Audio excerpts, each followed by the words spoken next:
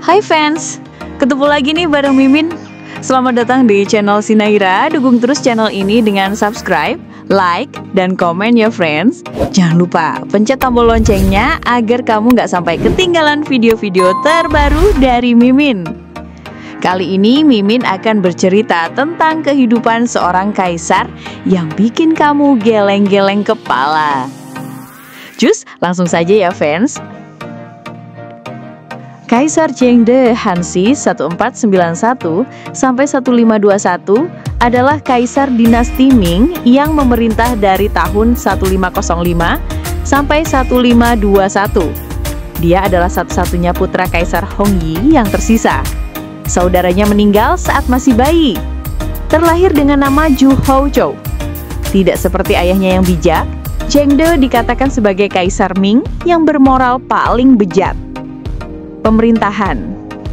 Zhengde mendapat gelar sebagai putra mahkota tahun 1492. Dia menjadi kaisar tahun 1505 setelah ayahnya mangkat dan menamai rezimnya Zhengde. Dia mempercaya pejabat-pejabat korup dan menyimpan banyak wanita di istana belakang.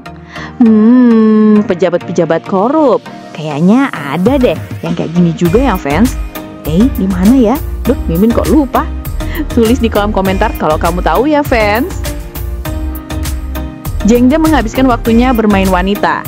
Bosan dengan wanita-wanita di istananya, dia memerintahkan wanita-wanita dari Asia Barat dan Tengah dibawakan untuknya. Setelah merasa jenuh dengan mereka, dia memerintahkan wanita-wanita dari rumah pejabat-pejabatnya dibawa padanya. Apa nggak bikin geleng-geleng kepala fans? Kayaknya perlu dijitakin tuh kepala kaisar. Seorang pejabat bernama Mao Ang mempunyai adik yang pandai menari dan menyanyi. Dia menceraikan sang adik dari suaminya, lalu mempersembahkannya pada Zhengde. Mao Ang segera dipromosikan karena hal ini. Zhengde yang juga alkoholik juga sering berpesta di rumah Mao Ang. Dul komplit pokoknya, doyan korupsi, main wanita, minum-minuman, menyengsarakan rakyat kayak pejabat-pejabat yang onono. Suatu ketika dia tertarik dengan salah satu gundik Mao Ang yang kemudian dipersembahkan padanya. Hal ini membuat dua saudara laki-laki Mao Ang dipromosikan. Terkadang dia juga sering keluar dari istananya dengan pakaian biasa, ditemani Kasim dan pengawalnya untuk mencari wanita cantik. Mimin kira belusukan buat mantau kesusahan rakyat. Taunya malah nyari serambi lempit. Duh, emang bejat bener ya fans. Zaman para Kasim. Selama masa pemerintahannya dia menempatkan 8 Kasim dalam posisi penting. Ke-8 orang ini dikenal dengan julukan 8 harimau. Dengan kaisar di belakangnya, mereka bertindak sewenang-wenang. Mereka menfitnah 53 pejabat setia sebagai pengkhianat dan menyingkirkannya. Pemerintahan secara de facto dijalankan oleh mereka. Semua laporannya ditujukan pada kaisar harus terlebih dahulu melalui persetujuan Liu Jin, salah satu dari mereka yang paling berkuasa sebelum disetujui oleh kaisar. Zhengde sendiri yang cuma tahu bersenang-senang menganggap tugasnya membaca dan menandatangani dokumen sebagai beban, sehingga mempercayai semua itu pada Liu Jin. Liu Jin adalah orang yang berpendidikan rendah. Dokumen-dokumen itu selalu dibawanya pada saudara iparnya, Zheng Wenmian, seorang sarjana gagal, untuk ditanganinya. Pada saat itu, ada sebuah sindiran populer di antara rakyat ibu kota yang mengatakan bahwa ada seorang kaisar bernama Liu di samping Zhengde. Tahun 1510, Liu Jin dihukum mati setelah melakukan kudeta yang gagal.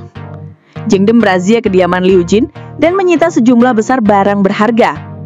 Kaisar yang konyol. Selain dikenal sebagai kaisar yang gila wanita, Zhengde dikenal kekonyolannya.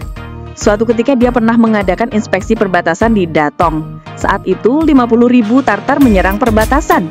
Bersama pasukannya, dia ikut serta bertempur melawan mereka. Setelah melalui perjuangan yang berat, pasukan penyerang itu pada akhirnya memang berhasil dihalau. Udah berasa kayak pahlawan paling di pikirannya ya fans. Lepas dari semua itu, Zhengde merasa dia telah menang dengan gemilang. Dia menyombongkan dirinya pada pejabat-pejabatnya. Tahukah kalian, aku telah membunuh seorang prajurit musuh dengan tanganku sendiri, katanya dengan sombong. Beberapa dari mereka merasa hal ini tidak pantas dan menasihatinya agar tidak bersikap seperti itu. Sebagai jawabannya, Jengdo mengirimnya mereka ke penjara, dipecat atau dihukum mati. Ekspedisi ke selatan dan akhir hayat. Juni 1519, Joseon Hao, Pangeran Ning memberontak terhadapnya yang kemudian ditumpas. Jengdo memakai kesempatan ini untuk mengadakan ekspedisi ke selatan. Sepanjang rute yang dilewatinya ke Nanjing, dia saling menangkap wanita. Takut ditangkap Jingde dan dijadikan gundek, banyak wanita buru-buru menikah untuk menghindari hal ini. Dia terkena penyakit berat sekalikan dari perjalanan itu dan akhirnya wafat tahun 1521 tanpa meninggalkan keturunan. Oke, segitu dulu ya cerita Mimin. Jika kamu suka dengan video ini, klik tombol like dan subscribe-nya juga ya fans.